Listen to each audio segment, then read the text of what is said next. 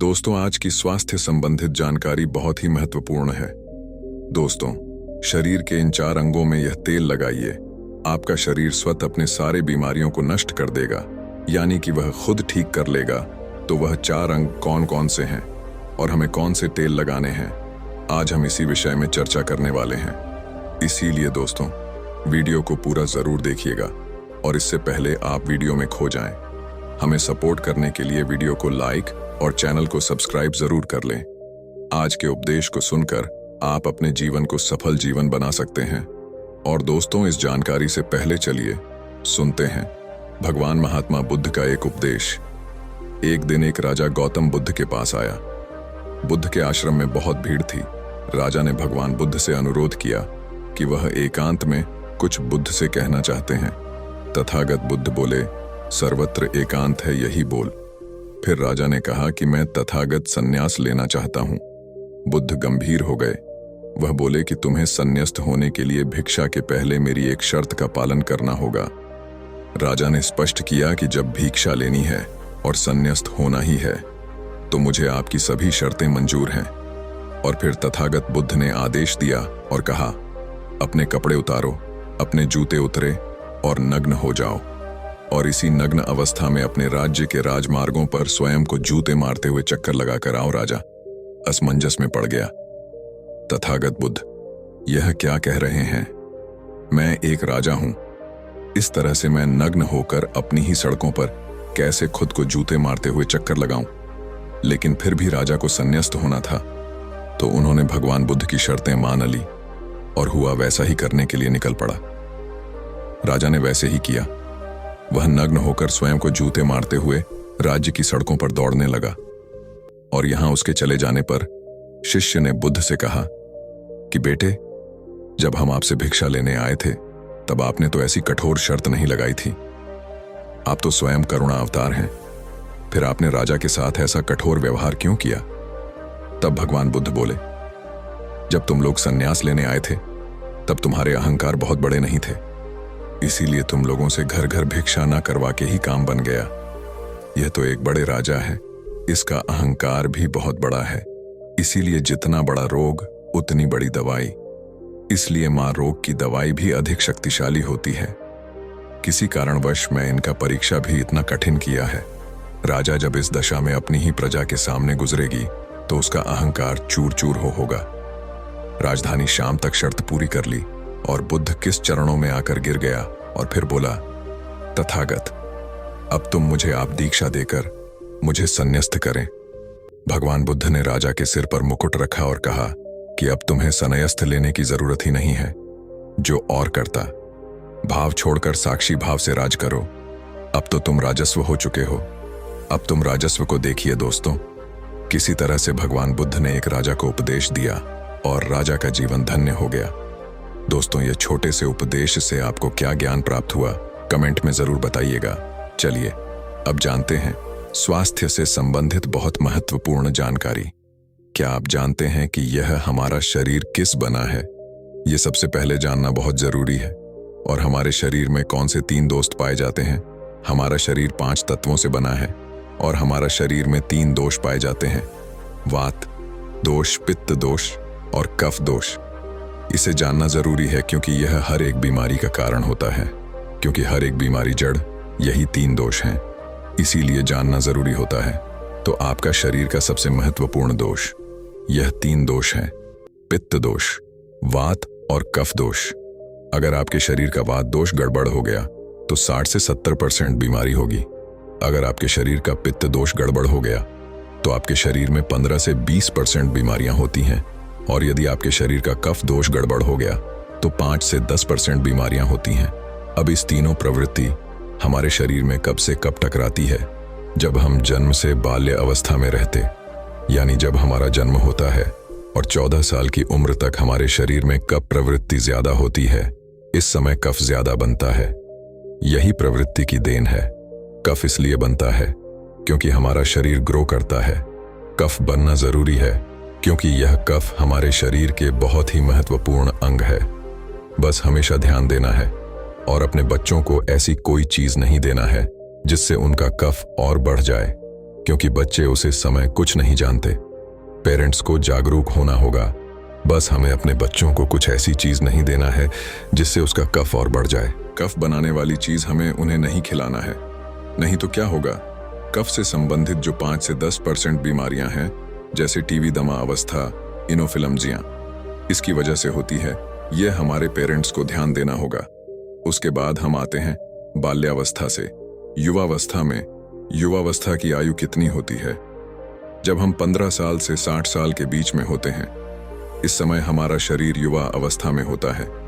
इस समय हमारे शरीर में पित्त प्रवृत्ति सबसे ज्यादा होती है, सबसे ज्यादा पित्त बनता है। इसलिए हमें यह ध्यान देना होगा कि ऐसी कोई भी चीज ना खाएं जिससे हमारा पित्त दोष बढ़ जाए। अगर हमारे शरीर में पित्त दोष बढ़ जाएगा तो हमारे शरीर में 15 से 20% बीमारियां होती हैं। इसके बाद हमारा आता है वृद्धावस्था। 60 साल की उम्र हमारा वृद्धावस्था होता है। इस समय हमारे शरीर में वात दोष बढ़ता है और वात दोष से संबंधित 60 से 70% बीमारियां हमारे शरीर में होती हैं।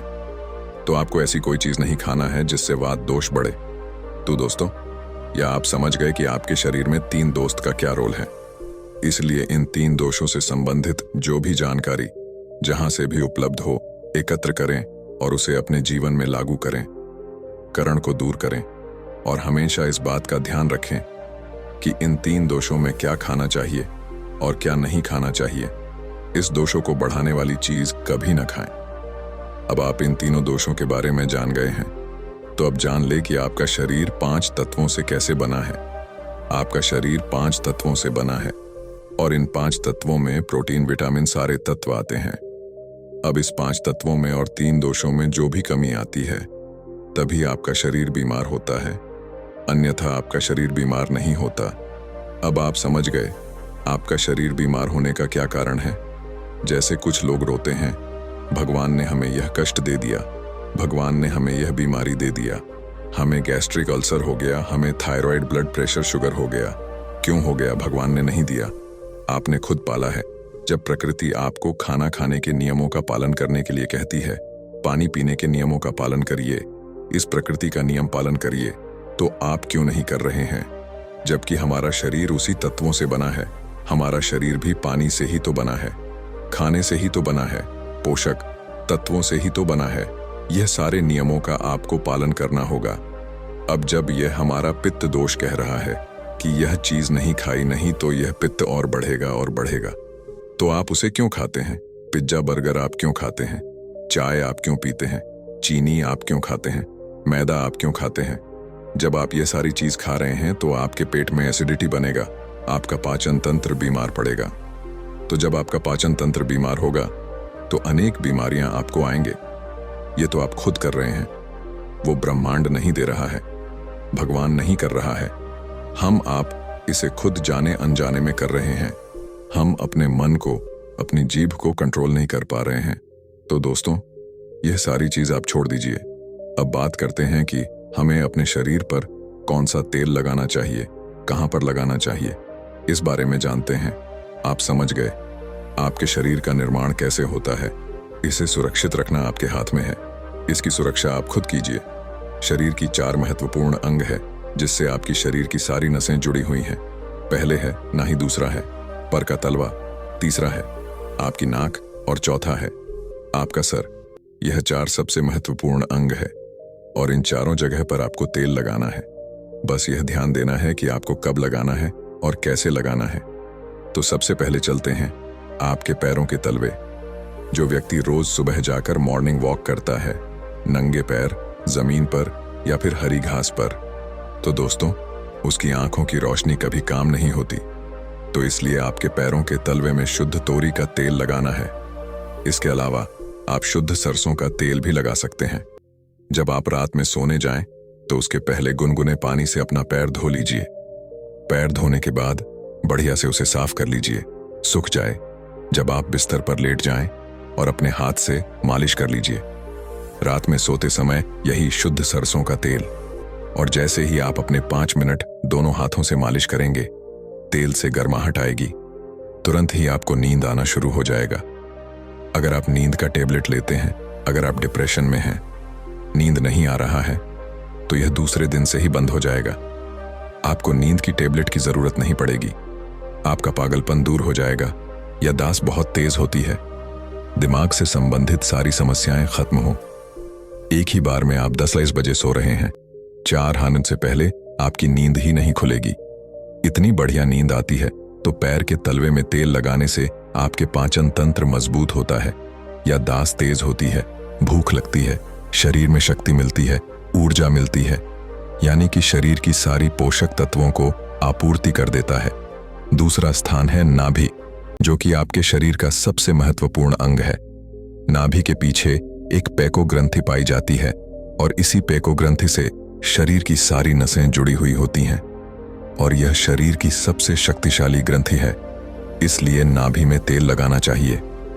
आप देखते होंगे जब आपके घर में छोटा बच्चा होता है तो माताएं उसे बच्चे की तेल से मालिश करती थीं, लेकिन अब तो बच्चों को तेल लगाना ही बंद कर दिया। पहले माताएं 8 से 10 बार दिन में बच्चे की तेल से मालिश करती थीं। वह करती थी कि हम जितनी बार तेल की मालिश करेंगे उनकी हड्डियां उतनी ही मजबूत होंगी। और वह घर पर बना हुआ शुद्ध सरसों का तेल होता था। और वह शुद्ध सरसों घर का तेल और किसका बनाती थी? किसी सरसों को भून करके सरसों को होलक पहले जो इससे मालिश करती थी, पहले वह लगा देती, उसके बाद थोड़ा थोड़ा करके। लेकिन आज फैशन बदल गया है। लोग तरह के केमिकल युक्त तेल से मालिश कर रहे हैं या किसी काम का नहीं। दोस्तों, कंपनियां हमें सिर्फ बेवकूफ बनाती है और इसे सिर्फ बीमारियां होती हैं, क्योंकि बच्चों की मालिश के लिए सबसे अच्छा तेल सरसों का है और गांव के बच्चों को माताएं आज भी सरसों के तेल की मालिश करती हैं। गांव के बच्चे शहर के तुलना में कितने कमजोर हैं, इसे आप खुद अनुमान लगा सकते हैं। तो दोस्तों, यह ना ही आपके शरीर का सबसे शक्तिशाली हिस्सा है। तो जब माताएं नाभि में तेल की मालिश करती थीं, तो पहले फूंक मारती थीं। फूंक मारने के बाद उसमें तेल लगती थी और इन दिन भर में 3 से 4 बार तेल लगाती थी। तो दोस्तों, आपको भी आज से शुद्ध सरसों का तेल रात में सोते समय नाभि में लगाना है। और जब आप नाभि में तेल लगाते हैं तो इसके क्या फायदे होते हैं, आप यह जानकारी चौंक जाएंगे।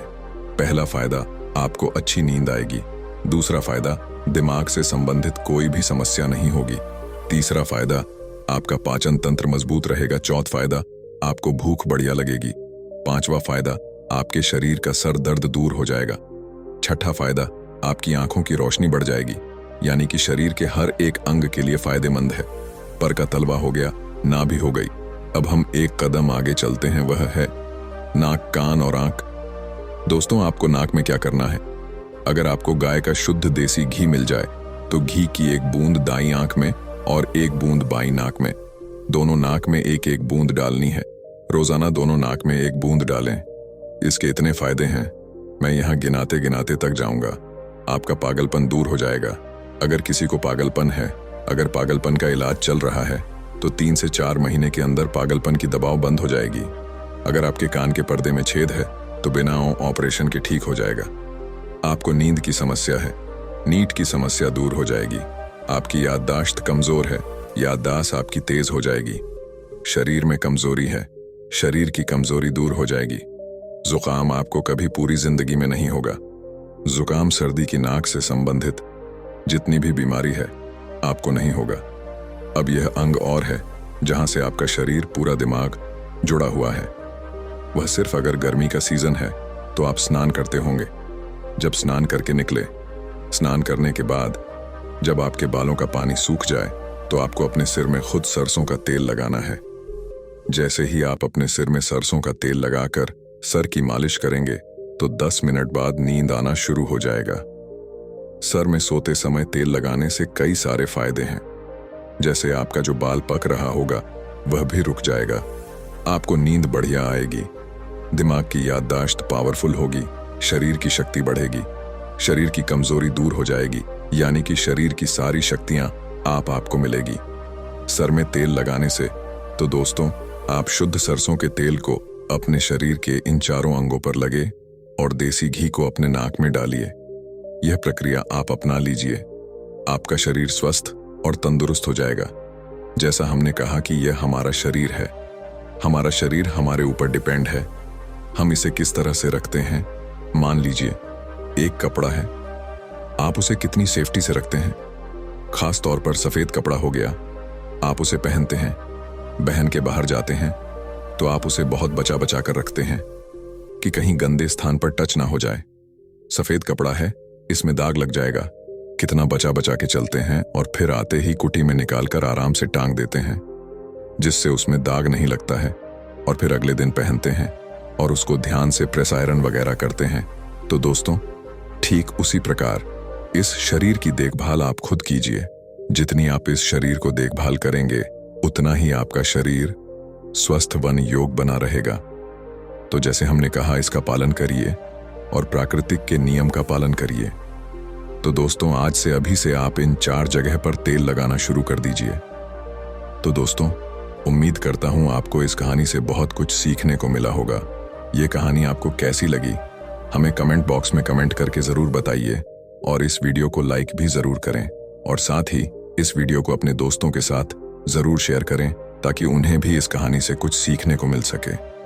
ऐसे ही प्रेरणादायक और बुद्ध स्टोरी सुनने के लिए हमारे चैनल को सब्सक्राइब करके बेल आइकन को जरूर दबा दें ताकि आने वाली अगली वीडियो की नोटिफिकेशन आपको मिल सके।